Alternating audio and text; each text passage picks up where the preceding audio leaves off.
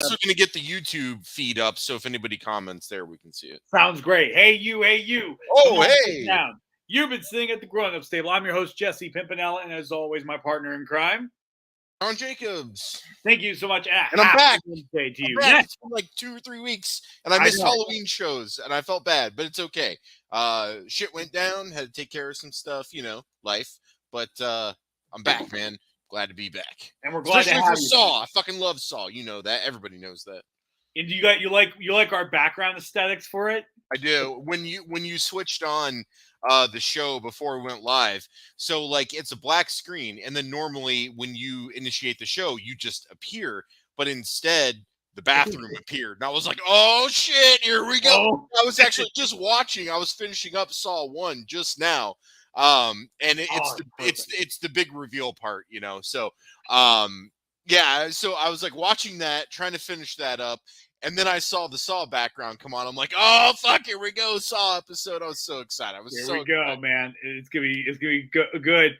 Yeah, Sean Austin, we're doing some Saw talk, man. We're doing some Saw talk. So before we start the show, I want to say thank you for everybody who's going to join us. Like and subscribe, share, follow, all that interesting stuff, so that the algorithm would love us anymore. And yes, today we're going to be talking about Saw, its sequels, its traps, as well as the new movie. And don't worry, we're not going to get too spoilerific with any of this. This is going to, because I want people to really go into this movie and enjoy it. So it's going to be very spoiler free in that realm. But anyways, let's get right into it. So we're going to be talking about Saw, and now Saw, the legacy of it. Like, where did it all begin? The games begin. Let the games begin. This franchise was impactful because it kind of introduced a new subgenre of horror. I mean, I hate to use the term torture porn, but I mean, I hate that term. I absolutely hate that term. Well, I would prefer splatter horror, because this is kind of splatter horror. But here's the thing: it cheapens what this movie franchise is. That's the worst part. Well, I agree, but why does it have to have any type of label? Why can't it just be a horror film? Exactly. I think because as humans, we like to categorize everything. We love to label everything. We like to label shit. We're big labelers. Sean Austin said, "What movie was your favorite?" Okay. I will. If you're gonna get that, I'm gonna say it. This one ranges. It changes, but for right now, I'm gonna say the second one. 6. My wife said 6. Well, I thought Sarah was supposed to be on the show. I didn't think she was the voice. She is in and out of commission tonight, but she will be. I'm sorry, Sarah. Hi. I will be yelling from afar. Yes. All right. But I would say the second one, just because of like how innovative that twist ending was. It just kept twisting. It was just a corkscrew, and it just blew me away. You're like, okay, it's not enough that the game has already happened. The tape is recording. The son was in the safe the entire time. Amanda was in on it. It just boom, boom, boom, boom, boom. It just kept going. And that was one of the reasons why I like that. Now, my wife said, I'll buy you some time, John, because I know you're doing our important social media stuff. Yeah. Love that. Sorry. I'm almost done. The 6th movie was your favorite. Why is the 6th movie your favorite, Sarah? Fuck the healthcare system. Really? Wait, hold on. No. So, serious answer though, Sarah. I never hear anybody say number 6. It's always like 1 through 3, and then you might get a 4, maybe a 5 over here. I've never heard someone say 6. So I love that you said 6. I just want to seriously know why. Because that's a great answer. Actually, you invoked her. Here, lift that part of the table so you can get in here. You invoked her to get in on the show now. Yeah, whatever you're able to do. But, oh, dude, is that a Captain Marvel chair? Yes. Yeah. Oh, man, that's dope, dude. I like that. I got it from Amazon. It was like $200-ish. That's not bad. It looks comfortable. It is. It's like a legit gaming chair. So, yeah. So just to get you, Sarah, you said the 6th one is your favorite. Yes. So get into that. Why is the 6th one being the second to the last one, the penultimate film of the original series? Why is the 6th movie resonate for you? As a chronically ill person, it validated a lot of shit. health insurance companies fucking suck. What I would give to meet the person that denied my first claim to get on biologics, Yep. that made me bedbound for 6 months, Yep. I would put them in a trap in a fucking heartbeat. Absolutely. It's Absolutely. like, is the writing in this movie great? No. It's run of the mill Saw, but I relate to it so much Sure. that You killed my father, motherfucker. I Lloyd would knows that I line. would do that in a second. Just watch them get melted by acid. I would die happy. Well, and to Sarah's point about the healthcare system, the thing that was crazy was that the man was dying. It was clearly diagnosed, his condition, and his claim was denied because he forgot to put down that he had a cavity filled like 25 years ago. Yeah. And because a certain percentage of people that have dental work have a link to heart disease, it was automatically denied. And while we all look at that and we're like, that's fucking terrible, folks, that's how it is in the real life. So I agree with you, Sarah. Like that was when I saw it in the theater, I was like, dude, they're going deep with the story on this one. Like, because that's some real level shit right there. That happens to people every day. They get denied health coverage for dumbass reasons like that. And I'll say in the 6th movie, it had some of the most poetically justiced traps. Like when he when when he had to save the people on the carousel. The bullpen people. He was only allowed to save the same percentage that he saves in real life. And I think because it was 30. It was what? It was like 30%. 33%. Only one person lived on the carousel. Everybody else. Two. 6 people. Yeah. There was 2 people. Yeah. So, but basically, like, it was the same percentage that they allow to give coverage to. And I was like, that is so brilliant. It's evil, but it's brilliant. And this movie also came out during, like, pre-Obamacare, which we can shit on Obamacare, whatever. The one thing they did was remove the lifetime caps that insurance would hold you to. And that was like a real fear. Like, so it just having that perspective that it was before like the change of health insurance and healthcare, I think just adds to it. Yeah. Yeah. And again, the horror movies are always kind of a reflection of society's anxieties. I mean, Spiral kind of dealt with the systemic corruption within the police force and stuff like that. I mean, a lot of times, a lot of the movies we're seeing nowadays, they always kind of take aim at something that's going on in society and reflect it. Now, John, what is one of your favorite Saw movies? Like, which one do you feel is, when you think Saw, you think that was pinnacle?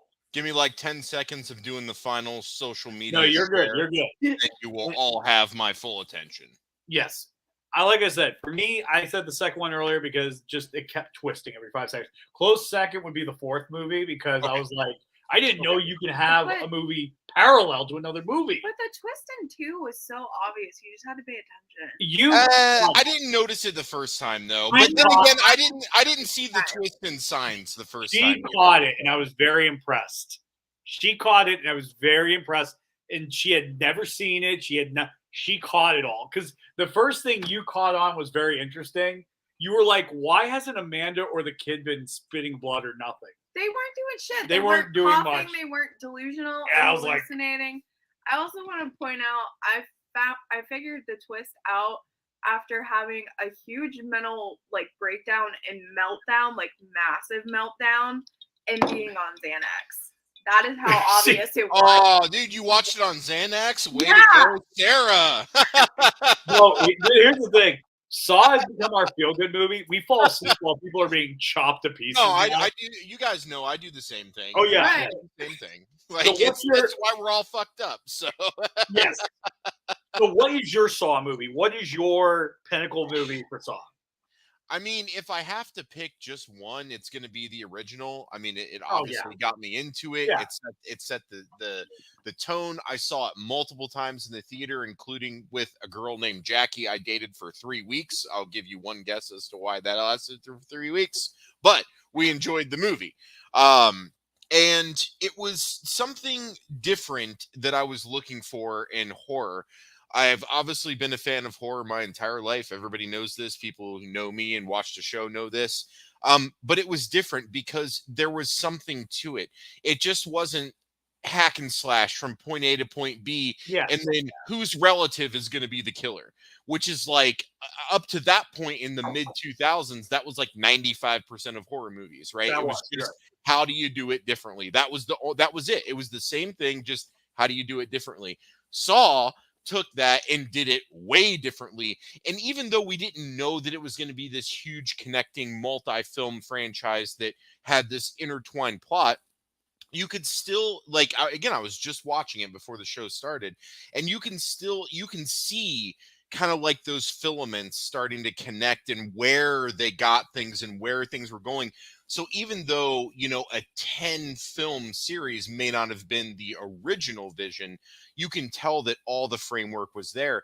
And I really respect that. I liked the performances, and it it was just like it wasn't it's not like how people look at elevated horror today, because I fucking hate elevated horror, Mhm. but it was something different, and different in a good way, and it brought me to it. And so then when the second one came out, I was like, wow, they're continuing the story. And then all the twisting and all, Donnie's son is in Great. lost train of thought, the safe, and he had the mask on, and it was happening at different times. And I was distracted because I had a huge crush on Beverly Mitchell at the time, and she was in the movie, and then she died, and I was really sad. So, there's just a lot happening there. Then we get to the third movie, which could rival the first one in terms of my favorite, because again, you were led to believe one thing was happening when something completely fucking different was happening. And plus, I liked the open brain surgery. That was cool too. Yeah. That's one thing that Saw does well, is it does surgeries really, really well. And so while this is a long-winded answer, but while number one is my favorite, it's really 1, 2, 3. That those first three films, they almost tell their own complete story before 4, 5, and 6 start with the really complex shit. Yeah. And so Yeah. those first three are really my favorite. Was it originally meant to just be a trilogy? It looked like it was basic. Yeah, I'm gonna say yes because of the way Saw 3 ends. It has that montage thing at the end, and plus back then, and back in the 2000s, there was something prestigious about a trilogy, like Yeah. 3 and done, 3 and done, 3 and done. I would Yeah. say Christopher Nolan's Batman movies were kind of the last to really respect that. Marvel did a hybrid where they would do 3 movies and then they're like, well, we're going to keep the character around forever. Right. You know what I mean? Like that's what they would do. Now here's something interesting about, I like someone brought this up. Tom Cook went as far to say that the 6th installment of horror franchises are damn good. Friday the 13th, Elm Street, Halloween, and Saw. I feel like he Fucking Tom with the part 6 bullshit. Tom, I'm gonna be honest with you, Tom. Did you think Carrie versus Friday the 13th was a great movie? All right, but I will say it gave us Kane Hodder, so I will give it that. It gave us Kane Hodder. It's still a shit movie. Still a shit movie, but it gave us Kane Hodder. It is, but I mean, look, like Halloween 6 was better than Halloween Ends, so there's Dude, that. We don't talk about Halloween Ends. We don't talk about Halloween Halloween. 6 had incest rape. No, that was the producer cut. Producer cut had incest rape. Yeah, My we're talking about the theatrical release here, Sarah. Come on. My bad. The theatrical cut just had Paul Rudd. Okay. Yeah, get it right. Also, I want to point out that Halloween 6 was the first ever Halloween movie I watched because of this asshole. I believe it. Now, why is that the first one you made her watch? Out of all these other options, you go, let's watch Halloween 6. Okay, so here's why, and you're gonna go, okay, because I needed the gateway into it, Paul Rudd. No, with the worst. But that was your gateway, Halloween 6? That was the worst. I didn't say I was a good teacher, okay? I didn't say I was good. You weren't even teaching anything. No. Like, what were you doing? I should just start with the first one. I know I'm wrong. But like I was trying. Yeah, never mind. I can't defend. You're that. an asshole. I am. I can't defend that. Saw is one of my favorite horror franchises. Damn right, Roxanne. It's not a real horror without incest.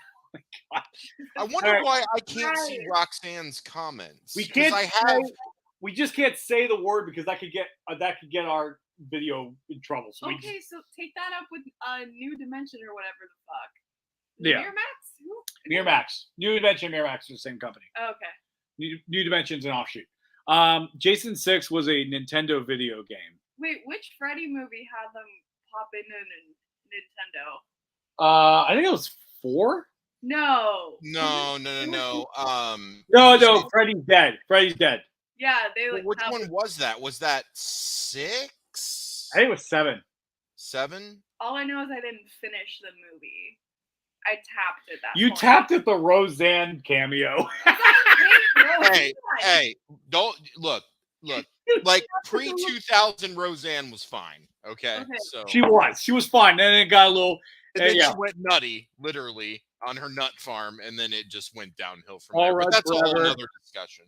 Yes, grape is okay. Grape is okay. You could say grape. She said grape. You could say grape. Yeah, and just so no one takes it out of context years later, I meant using the word so that we could do this episode. All right. Anyways, I'm not condoning it. Anyways, That like is forever burned into my brain. yep, I know. I wish I could unsee that. But anyways, tell us. I want to see what you guys think. What was one of your earliest memories of Saw? What do you like about it? Here's a fun, interesting Easter egg trivia fact. Did you know the first reverse bear trap prop was actually fully functional? No, the one they used in the first movie was functional too. Yeah, well, no, they changed it to aluminum because the Shawnee couldn't lift it all the way. Oh. But the one they did for the short, they actually got their friend who was an industrial design major, and he actually made the trap fully functional. Nice. Yeah, and so like they were freaking. James Wan apparently, this is what the story is, kept freaking Lee Wannell out because Lee Wannell had to wear it for the short. Yeah. And they were like, oh yeah, it works. If you just put that piece in the mouth, it'll. I was gonna say, yeah, put the piece in the mouth and let's see what happens. I know you can see it on the prop. I know it's there. Put it in your mouth. Yeah. I just love how they were. I love how they were like, we need you to make a fake death trap. Oops, my bad. I made it work. You know which one I wanted more of? What? I wanted more of the guy who was covered in the flammable sex lube and had the candle and had to get the combination off the wall. And then he was barefoot and had to walk around on broken glass at the same time. I wanted to see that fully. Like, I didn't want to see the 3 flashbacks. I wanted to see that trap in real time. That was interesting. Well, I will tell you right now, if you want to live that trap, play Saw, the video game, which is canon with the movies, because you get to play that as Tap. Is that the old Saw game that came out like 15 years ago? Yeah. I never played that. It's fun. We bought it during the pandemic. Yeah. Still has not beat it yet. It's really funny. Yeah. So the storyline for that is Tap survives Saw 1. He wakes up in a trap in an asylum area. Basically, he has a key to the asylum in his stomach, and all these prisoners are trying to kill him for it. And basically, he's in the Saw trap because, due to his obsession, due to his constant need to get Jigsaw, he didn't do the proper precaution of a police officer and bring backup for when they first went after Jigsaw and then got killed. Yeah, that makes total sense, and I think he should have been put into a trap. So I see it's for Xbox 360. As long as this isn't one of the blacklisted games for Series X, I can get it and play it. So yeah, I liked it. It was good. Play it. It's a lot of fun. Also, just the way Jigsaw puts people in traps is the epitome of white privilege, and also just fucking annoying. Sarah, stop it. No, he's the GOAT. He's the best guy around. What murder? He didn't murder anybody. He fucking he put a DV victim chained and impaled her. I'll defend that. No. I'll defend that. No, from a psychological standpoint, that's horrible. So I read what she's talking about is the spike trap from Saw 4, where the husband and wife are spiked together, and all the spikes are going through vulnerable organs for the guy. but not and basically, for the woman. and not for the woman. So but the woman can still bleed out and die. if she doesn't pull out all the spikes. If she doesn't pull out all the spikes. So Saw 4? yeah. Couple spike. I don't remember this trap. When Yes. was this? So it's when what the fuck is his name? Riggs. Yeah, when Riggs has to go through the traps because his lesson is he has to learn not to save everybody. Yes. I think it's like the second or third trap he walks into. They're in the school. They're in the school, and it was the principal that he allegedly punched. No, the it teacher. wasn't the principal. It was the lawyer. No, not the lawyer. No, it was the father of a student where the cops were called in. Yes. For suspected. Why do I literally have zero recollection of this when I've watched that movie probably 15 to 20 times? Yeah. All the traps or all the movies kind of just blend. Once you've seen them, they do. You're right. They do Yeah. tend to blend together. Wait. Here, Tom's backing me up. Tom, thank you so much. It was the teacher to be strong and to get rid of abusive husbands for good.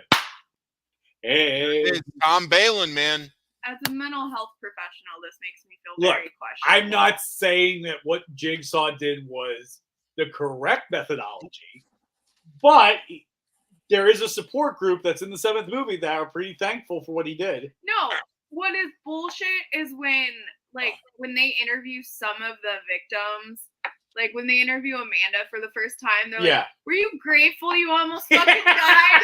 Yeah, it's a weird question. Were you grateful? Or for digging up your roommate? In the 6th movie, when the lady chops off her arm. Yeah, I love that. That's great, man. But they ask her, they're like, "Do you feel grateful or happy?" And she's like, "Does it look like I'm fucking happy? I only have one arm." You like holds and waves the stuff around. Do I look happy? Do I look happy? I'm chicken winging over here, damn it. This is taking a weird turn. This is taking a weird turn. So I'm glad that Tom Balin made it to the Saw party. Welcome, Tom. That's what we're obviously talking about. So we kind of got lost in a tangent, but we were talking about our favorites and why they were our favorites. And I'm assuming that's going to allow us to transition into our next topic. When can we shit on Shawnee Smith? We'll shit on her. No, I want to shit on Shawnee Smith. There's a reason why she wants to shit on Shawnee Smith. You don't know. Who? Amanda. Oh yeah, probably one of the weakest characters in the franchise. But wait, did you see? No, he didn't see it yet. Okay. No. God damn it, John. And look, I know. Look, it's hard to get out to the movies, and honestly, like I couldn't even finish Spiral because the production value was so bad. So Spiral's good.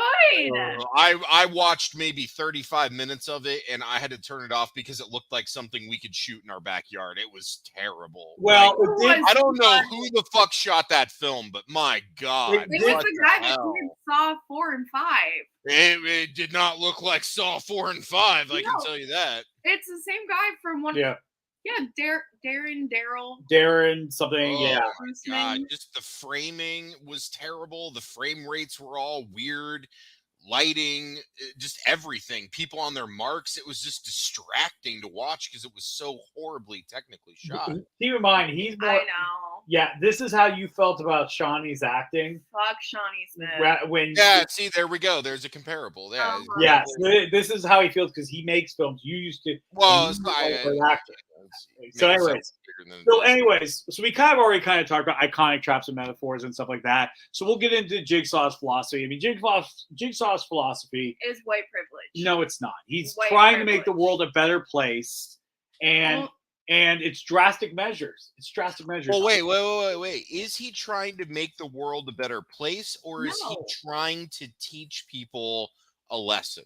I don't think he cares about making the world a better place. I don't think he does either. No, he doesn't. He gives a shit.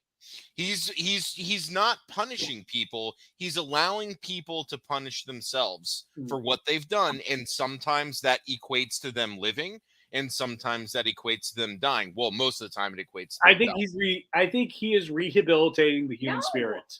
No, he is not. No. Guys, help me win this argument. No, you're not gonna he doesn't give a shit about the human condition. What he gives a shit about is shitty people getting what they deserve, and if they're strong enough, they can survive with a consequence, but most people lack the ability to survive something like that, and then they die. That's what he's in it for. He gives My purpose question- to the purposeless. My question is, do we know Hey. that he has inoperable brain cancer. Do we know where that giant tumor is in his brain? Because is it in the part of his brain that affects decision making? Because that's the only way that this makes it's any a frontal sense. lobe. It's a frontal I think he says lobe? frontal lobe. I think Yeah. So this is just some guy who's gone fucking psychotic let's look real from quick. a fucking brain tumor. That's Brain- all that this is. It's white privilege with the brain tumor. I thought that he didn't end up having cancer, though. No, he does. Yeah, he does. I thought that was like a misdiagnosis. Didn't they cover that in one like Spiral or the No, other? Jigsaw. What happened was his cancer was curable at one point, but because Logan messed up the X-rays and switched them, That's what it was. That's what it was. He switched the X-rays. That's what it was. It wasn't caught in time, so then it Yeah. progressed to be worse than it Oh, was. thank you. I knew it was something, but yeah, you're right. That's what it was. Got it. Yeah. No, this is white privilege and money with a brain tumor. That's all it is. He's a very successful civil engineer. This man We- could have like left his fortune to like a charity or something. I He mean, wasted gives it a on shit. fucking traps. I mean, they're kind of cool traps. That cool. Yeah, but he taught a lot of people a lesson. He you know what? He saved a lot of people and he gave people a lot, like, He saved some people, and then a lot of people died. and that was their fault. They didn't have the will to live. Exactly. We can't blame. Because remember, not all the traps were John Frontal Kramer lobe. traps, too. There's a frontal lobe. That makes sense. But, Yeah. but remember, not all the traps were John Kramer traps, though. Some of those Yes, were that's very Amanda true. traps. Some of those were Amanda traps. So you have to keep that in mind, too, that there were multiple different agendas working with and against each other. So some of those traps had different intentions and agendas behind them, whereas other ones were completely different as well. So there is some inconsistency there because there very were much. literally different people designing them for different reasons.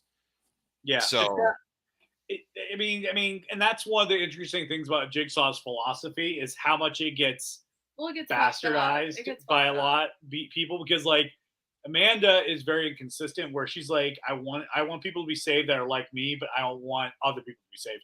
And then Hoffman's just like, Fuck 'em. I love kill this. 'em all. Yeah. I love this. Dude, This is Hoffman- great. Strom gets in my way. Let me flatten him Star Wars style. I'm still not over that death. Every time we watch that, is that Brutal. Star Wars? Soft. It's all Where? five. When It's all Strom five. died.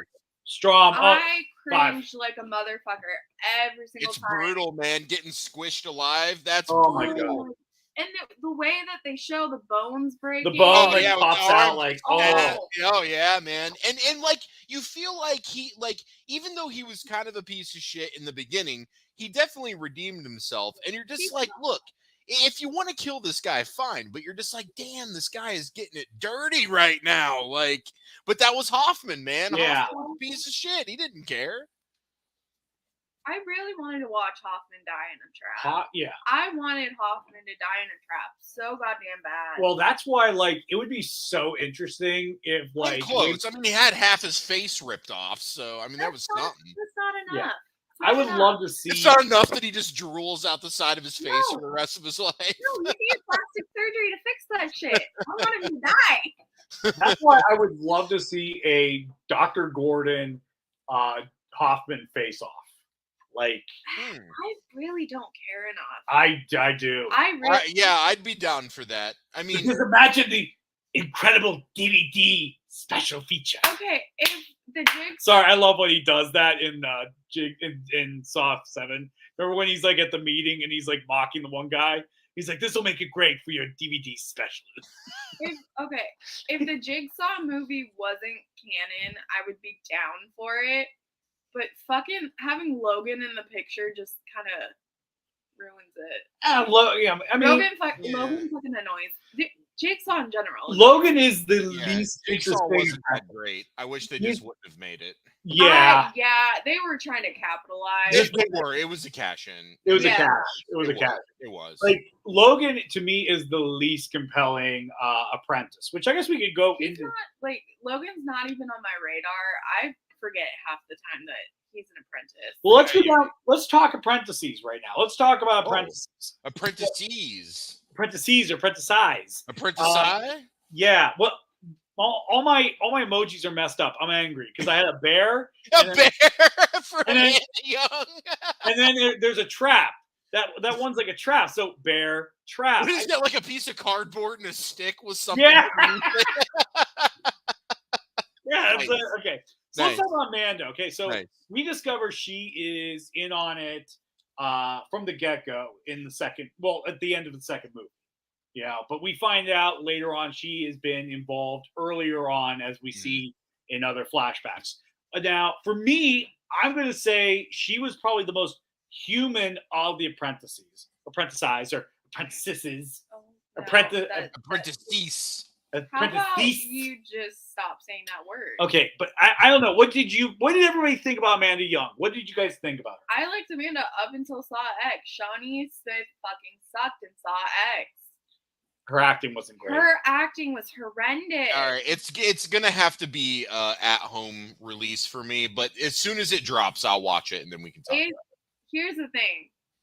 I would have liked Saw X so much more if she was either acting better or not in it. Yeah, I get that. I will admit, as much as I like Shawnee Smith, she was bad. The weakest part of the movie. She was the worst part of the movie. She was Tobin Bell was giving like this amazing performance, and she's just yelling for the sake of yelling. And like they were trying to flesh out like Amanda and John's relationship, which I get. Which I love. That was good, but it was like Tobin was giving her like so much to work with, and Amanda was like, I don't want to know. Like it was just So I want to see Tobin Bell in like some type of ridiculous like buddy comedy, like a Harold and Kumar, where you get into like misadventures. Like, come on, let's do it. Let's do it. I'm here for that. I'm here for that.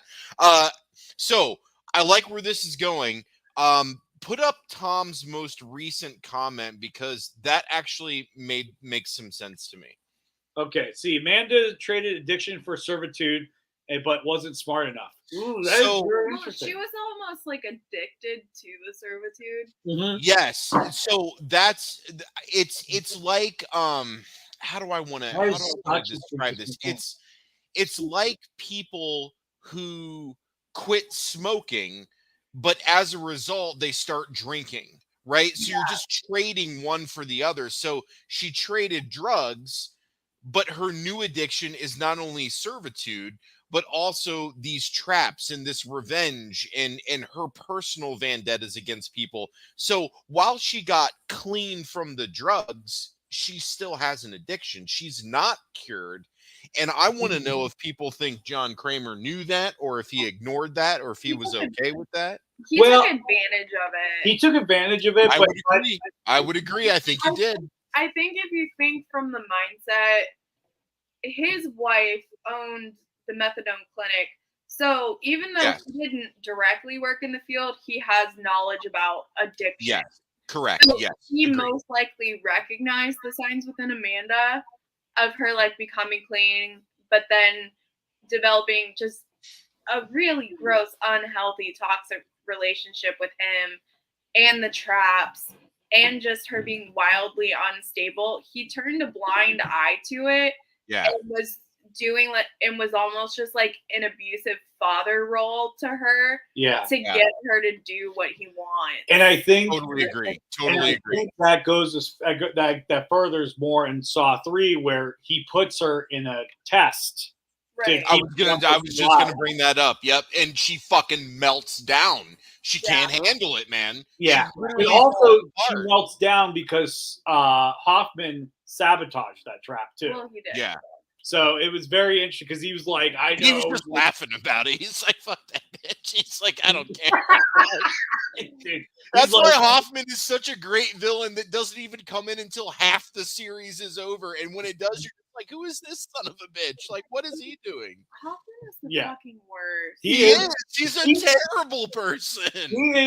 He is such a good cocksucker. Like, he shows up. Yep. You think when you think he's gonna die, and he puts the bear trap in that little thing, and you're like, son of a bitch. Yep. Or like when he's in that one room with all the cops, and they pretty much know it's fucking infuriating. Oh yeah, when you can Fucking clearly do tell that. they all know, but then it's just like, oh, okay, never mind. Well, there's something interesting that we all missed. Did you guys know? And Sarah and I found this earlier. Did you know there was a post-credit scene in Saw 6? It flashes back. It blew my mind. It blew my mind. I did not know this.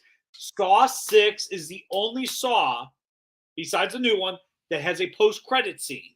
And it's very interesting. I never caught it. Is it? I thought it was 4. Well, Amanda comes back? Amanda, she goes to the kidnapped girl from the 3rd and 4th movie and says, don't trust the guy that saves you. Don't trust the guy. Yeah, don't trust him. Don't trust him. And the theory is that girl saying that is what led to people finding out what Hoffman. Yeah, it didn't make them believe Hoffman did, but that was like the first breadcrumb to look at Hoffman. I mean, Hoffman was sloppy though too. He was super sloppy. He left shit everywhere, man. Like, dude, you're a cop. What are you doing? Like DNA everywhere. Dude, Mark Wahlberg was able to kill Matt Damon in The Departed perfectly and get away with it, but Hoffman, who's like a 10-year detective, like leaving his shit everywhere. I'm like, bro, what are you doing, man? Every place he went to, he's like, let me leave a little bit of my DNA here. Right. Just a little bit. Isn't there a scene where they show him wiping down a gun, but then he touches something else? Yes. He's so fucking sloppy, dude. Which I think is what is interesting about his character, that he is so kill hungry. Yeah. That he's just like, because you can tell he loves the game. He loves being Jigsaw. Does he like the game, or does he like the fact that it kills the people he wants to, like his sister's abusive boyfriend or whatever in the pendulum thing? I think it started as innocent as that, but I think he loves being Jigsaw. He loves it. Really? It's a power play. It's a power thing. Like, I think he loves. Yeah, I can see that. He loves having that god complex over everybody. Being one step ahead of everybody.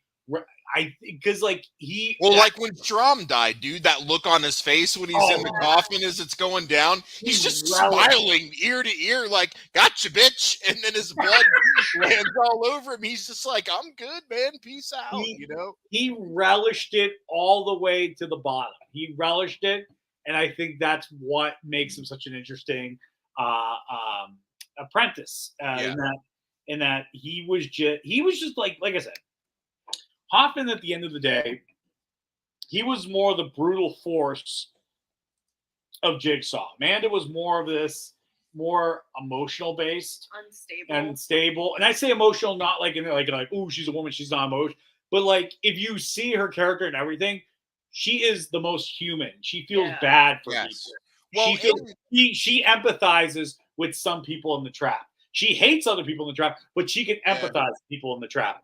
Hoffman doesn't empathize. Hoffman's just like, right, you're dead, But like, so do you think that like there was a relationship with Amanda and Hoffman, and it almost at one point seemed like it was siblings competing for the affection of a parent, and it was always Amanda competing for the affection, and Hoffman didn't give a fuck. He just wanted to be left alone so that he could do what he wanted to do. And then it's, oh, John needs my help with this, let me go help him now. Oh, back to my shit, that's kind of like how he came across. So I like how there's a contrast between Amanda and Hoffman, even though they're forced to work together in this larger overarching plot. It really makes you appreciate how good Charles Manson was with his family. You know what I mean? Like, it seems like they all got along. They didn't fight about shit. You know what I mean? Like, that's because he was mentally manipulating women. What are you talking about, Jesse? Well, they all got along, did they not? I don't think they all got along. I think they all wanted to fuck Manson, and so as a result, they were willing to go with it. I think that's what it was about.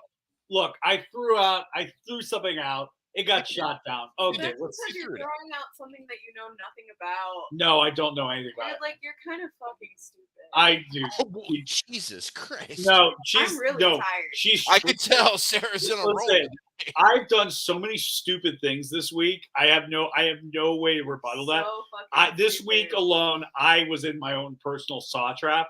I fell down a down escalator this week. I saw that. How did you fall down a down escalator? Okay, so I'm in a mall. I'm lost. I need What to get mall? to the This is second floor. important. Tunnel.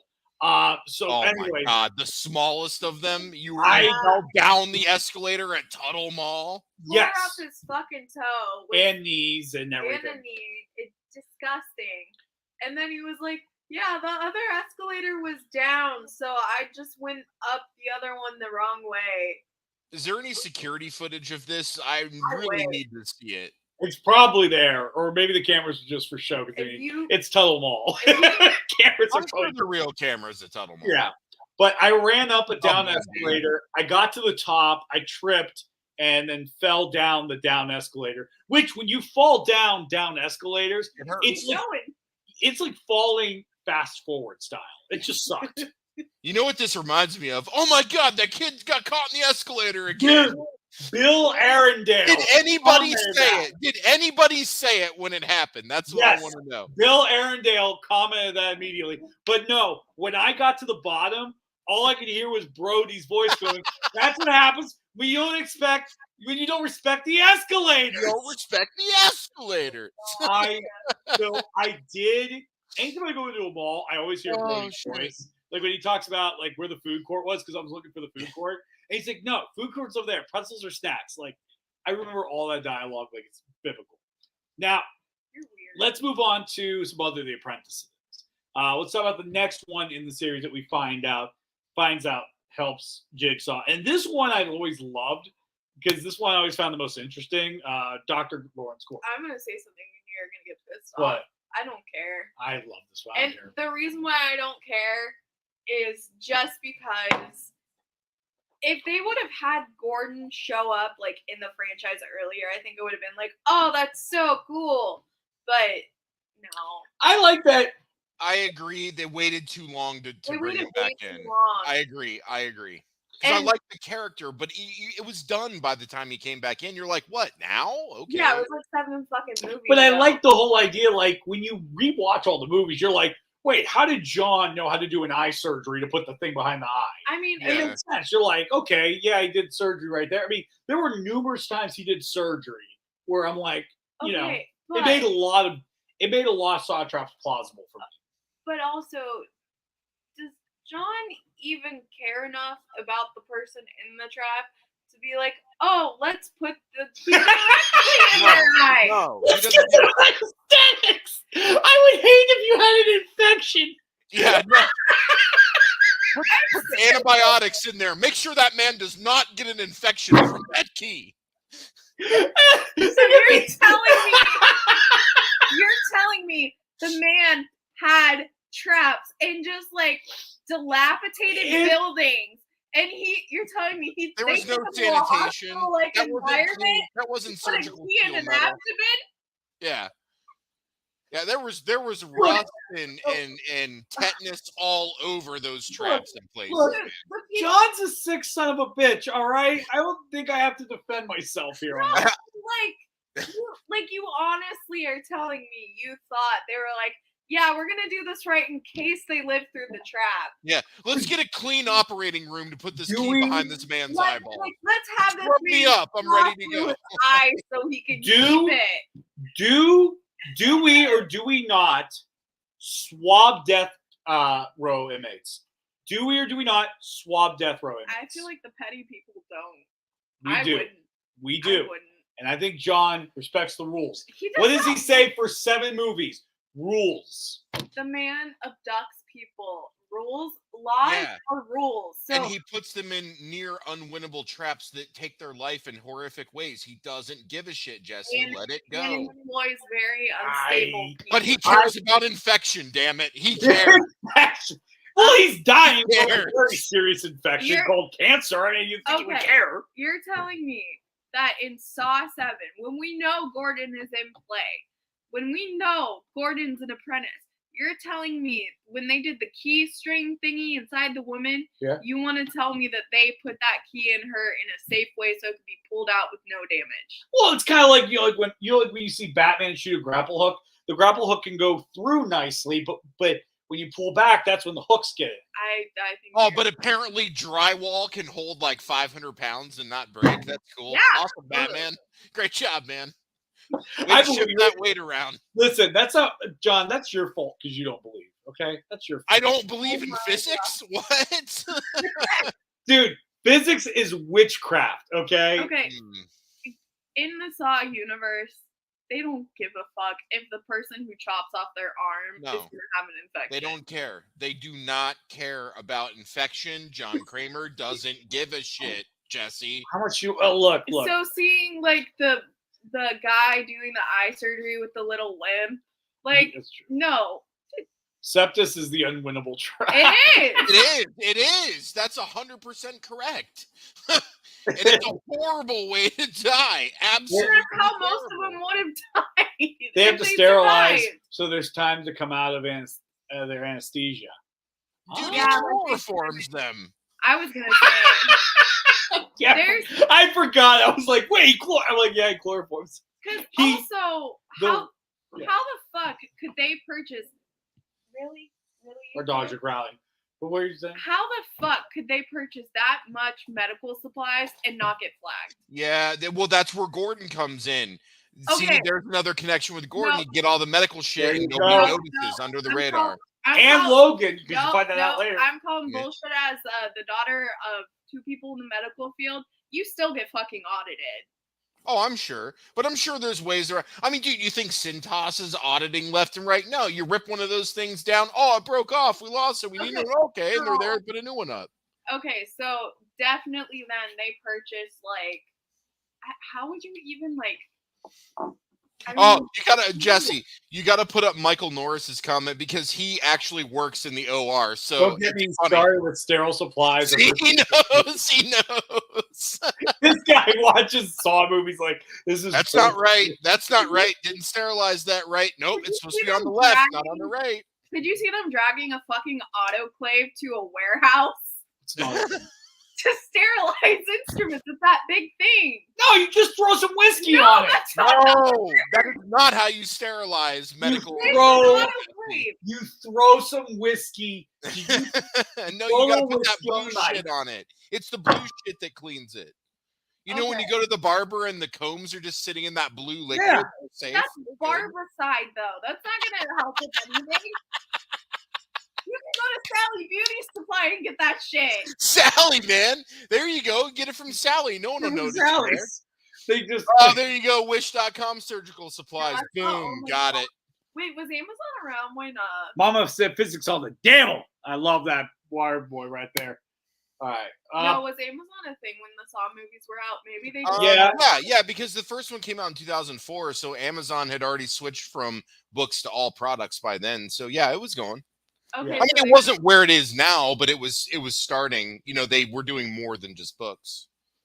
Okay, so they were just ordering chloroform and getting it within like 7 to 10 business days. Well, now, you know, the Kaylee Anthony trial taught us that you can look it up on Google and it'll tell you there. You don't have to buy it on Amazon. Just look it up on Google and you'll get away with it. Anyways, back to the Saw conversation. I was going to say, let's not bring Casey Anthony into this. All right.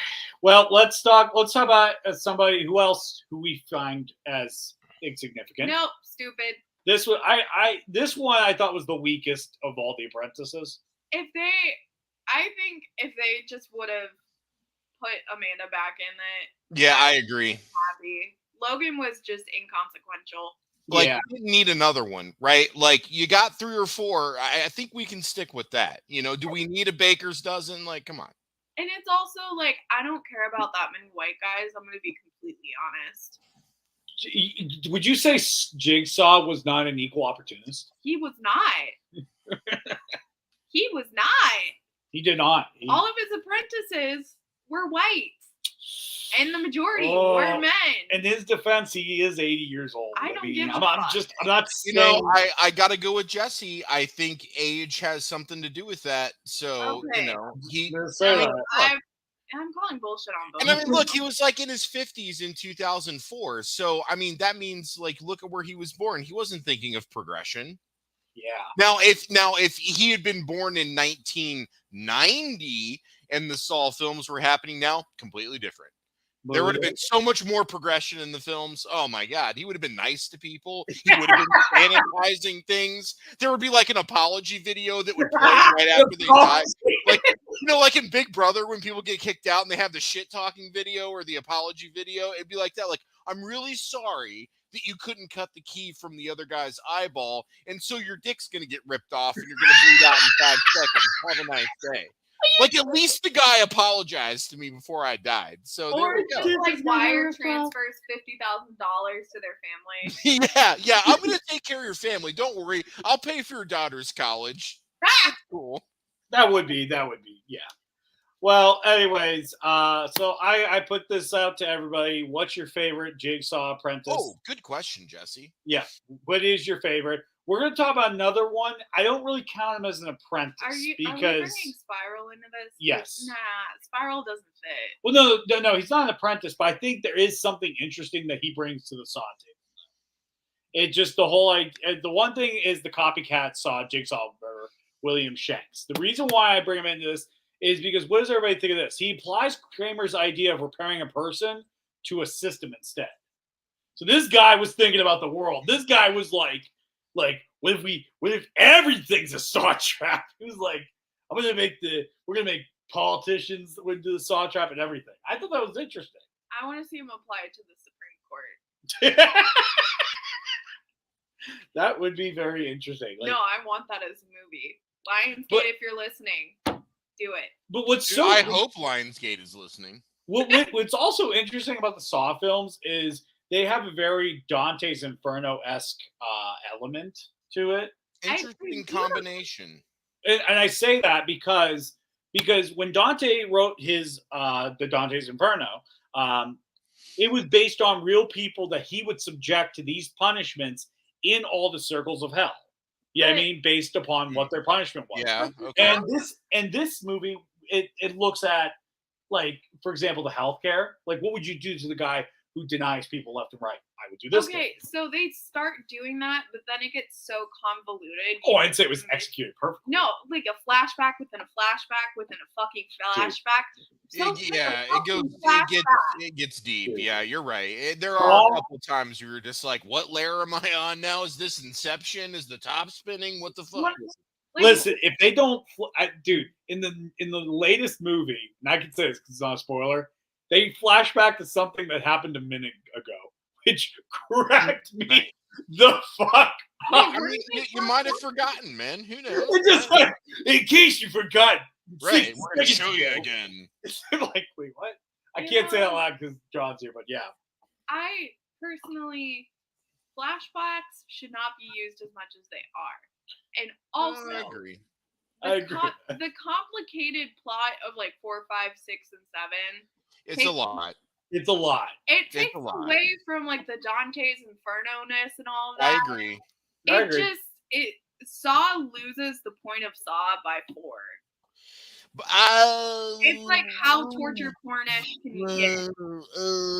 I don't know. I half agree with that. Okay, I'll agree that in the original 7 franchise, they're doing it just to do it. But I personally think that didn't happen until the last film. And I've always felt that way about the last film.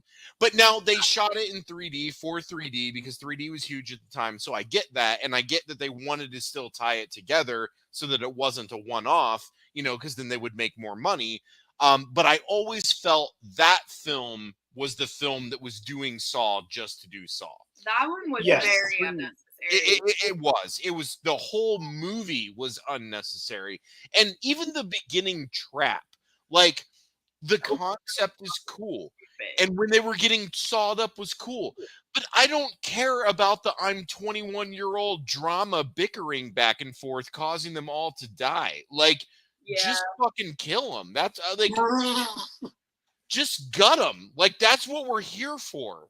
Okay, like I don't need to hear about who's fucking who and who thinks who's an alpha and who's a beta. Like, I don't care. I just kill them. And I felt like it was like that on every fucking trap with that movie. And so it just, that's the one for me that I felt like they were doing it just to do it. I agree with that. As much as I love the plot twist in that movie, I absolutely agree with that That's the statement. only redeeming thing about that movie is the plot twist. Yep, but story is good. Film, no. Yeah, no. It is for the sake of that. Yeah, Before we get I totally agree with that. We're all aligned on that. Before we get out of here, we're going to do two more things real quick. John, you don't have to go anywhere because we're just going to breeze through this without any spoilers whatsoever. And then we're going to talk about the cultural impact of it. Man, stop talking about this movie I haven't seen. I'm not going to talk about it. Okay.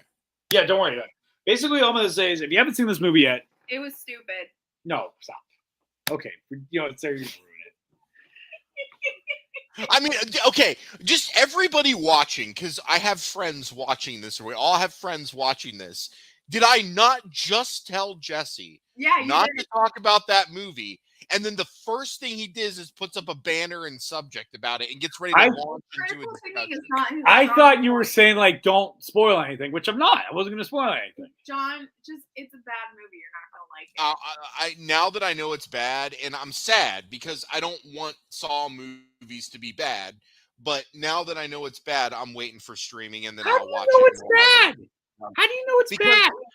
even though Sarah and I disagree on a lot of shit, we agree on a lot of shit too. And the Yep. shit we agree on is the deeper shit, not the surface level shit.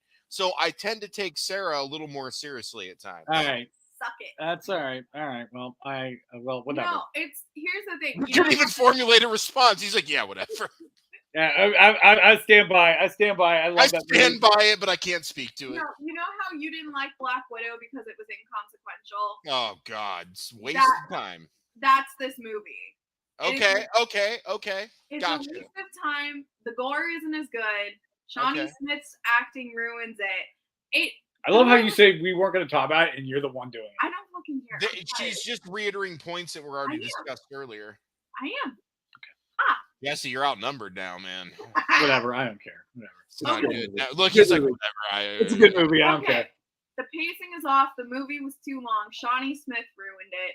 If they make another sequel, I will cry. But you'll watch it because it's a Saw movie, right? I don't know after this one. I'm gonna be dead serious. Whoa. I don't I know. feel like I have to see it now. Because now I got to pick a side, man. And it's like serious. Wow. It's We just- walked out of the theater divided. Really? Wow. No matter how shitty a Saw movie is, if the traps are good, I'm in. Yeah, sure. But the traps were just, the pacing was off. It didn't feel like a Saw movie to me. It didn't. It didn't feel like a Saw movie. What? Like, are we getting divorced now? Is that what this is? I really want to know why more John Kramer traps didn't require specific appendages to be removed from the body. I feel like somebody would be exploiting that a lot more. Like, if you had a trap around your dick and it was going to rip it off, like, you would do a lot more to get that off than you would if it was on your arm and you thought you were going to survive one way or another, right? I mean, personally, the decapitation ones that they have are just top notch. Yeah, I mean, you pop a head anytime, it's going to be good, you know? anytime.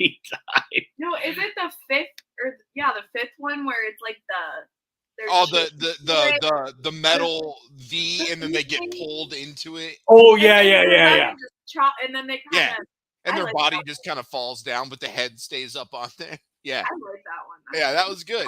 Trash. That was the group trap, remember? So yeah, That that was- one was cool. Which also, the plot of that movie that's the most boring. I would say that was It the is weakest kind of a one. weak plot. It's like, oh, I was the civil engineer that did this, and oh, I was the sanitation worker that was covering for the civil engineer. I'm like, what is this? Like, Who the it's a fuck Rube cares? Goldberg thing. Like, what? No, that one was That one and 3. Those are the two I just You just cannot don't like stand. you just don't like slow ass Jeff.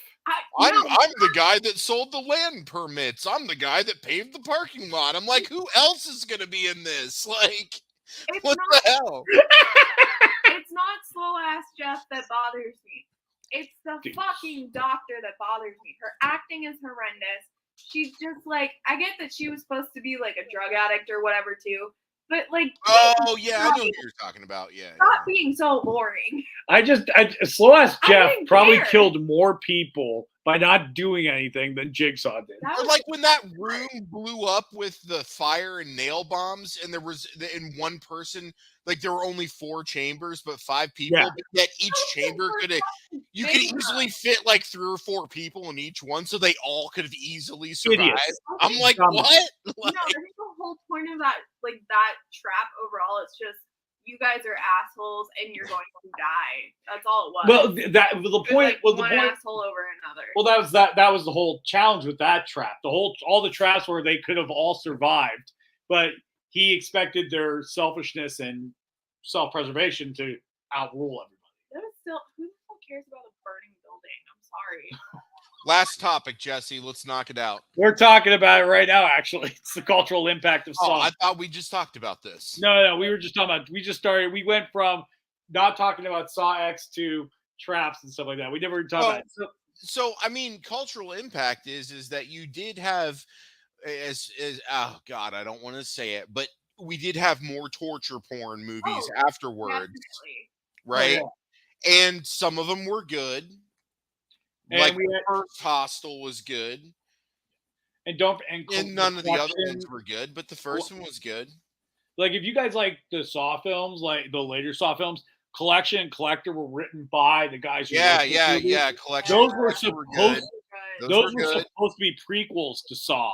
But Twisted Picture was like, nah, we're gonna go a different direction. I'm glad they did. I like that they were their own thing. Like those were pretty solid. And look, I'm gonna throw it out here right now. And I'm gonna say, look, Green Inferno is a fantastic Loved it. torture porn movie because there's 2 things happening in Green Inferno. Number one, it's amazing torture porn. Because they are shooting on location with a real fucking native tribe. Like it's as close to the real deal as you can get.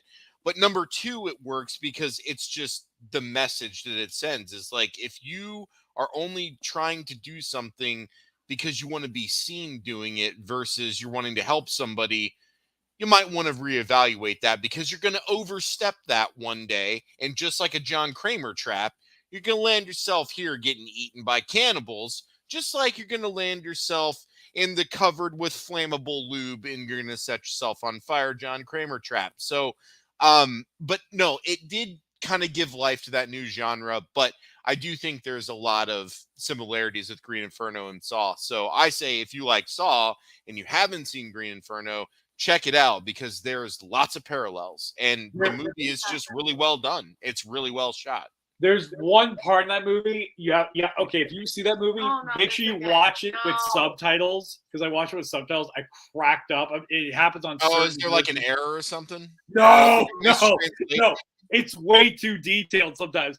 The one part where the guy just starts jacking it in the corner. Yeah. It literally in the parentheses had masturbating vigorously. Because it had the noise. Yeah. It ruined the whole movie for me after that because I was pausing it, laughing hysterically because I thought it was forgot about that actually, but yeah, no, that was pretty funny. But anyways, so just it gave birth to a franchise. I think that's its biggest cultural impact, and the other cultural impact is, let's just all be honest, we're a lot more desensitized in 2023 than we were in 1993. And films like Saw are a reason why. And I had this epiphany because I was watching something from the 90s. I forget what it was, but I was just like, wow, this is really lame. And then I'm like, oh man, but when I was 10 years old, I was told I wasn't allowed to watch this because it was too violent. Now I'm like, this is like be a PG movie. Like, so, even when you watch the first Saw movie, you're like, PG-13. I noticed it. I was like, damn, I'm like, this is tame compared to all the other ones. Like, I just didn't connect that dot until recently. What so. torture porn? Yeah, What right. torture What? porn? What is normal? What? So I do think that's the biggest cultural impact is that it did. I won't say it is the sole creator, but it did assist with the creation of a new subgenre of horror and also that cultural impact of desensitization, if Yeah, that's even the correct word to say. Maybe I made it up, maybe it's right. No, But that I think that's the biggest cultural impact of Saw is it has directly contributed to desensitization. Yeah. and to take it further, because you're talking about like how this genre kind of like invented it established kind of a new type of horror. And Yes. a lot of that came from society. Like, so keep in mind when this movie came out, we were living in it was 2004. Yep. We were living in a post 9/11 world where 9/11 was still and- kind of new still. Like people were still Enhanced- talking about it. It was a big deal still. yeah, enhanced torture methods were being used by our Yeah. government and stuff like that. Iraq War, dude. Yeah. So, like, we went from because, like, if you look at every movie, 70s you had the urban myth of man slashing people. Then 80s you had supernatural slasher killing people. Then the Yeah. 90s you had meta killing people because we were so afraid. We just know so much of horror movies, and it was the hot teenagers getting killed. And then 2004 came around, and that was when we were like, this is how cruel and awful the world is. Now we have to reflect that in our horror movies. And I think that's why, and I know you don't like it, and I don't like it as much either, it's the elevated horror movies coming out, because we're trying to class up some stuff. You know what I mean? It's always I get it. I get it. yeah. I'm not. I know you get it. I'm just saying, like, we don't like it. But like, yeah, because like you remember that 90s, like every movie was like, all right, every person has to be good looking. Oh, No yeah, ugly. dude. No Absolutely. friggin' uglies. And you're all 30-year-olds playing high school students. Go. Like, If you've ever watched or listened to the commentary to Starship Troopers with Paul Verhoeven, he directly talks about that, how he did that deliberately in the film. He chose like 30-year-olds who were like absolutely beautiful looking to put in the film because it was that utopia. So there was that was everywhere in the 90s. And if you get to listen or read stuff on what filmmakers say, a lot of them say, have similar stories to that. So interesting. Well, anyways, that is all the time we got tonight. I want to thank everybody who tuned in. Roxanne, Michael, Tom. Let's see, anybody else? Sean, thank you so much for tuning in. You guys rock.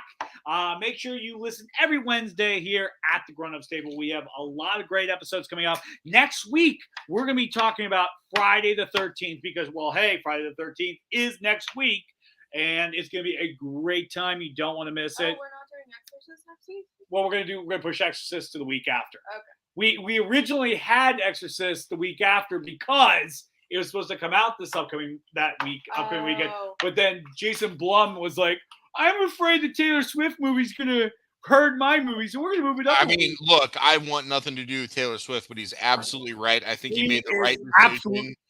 Like, I think any film that comes out that weekend is that's not a good idea, guys. Not a Don't good look idea. for film.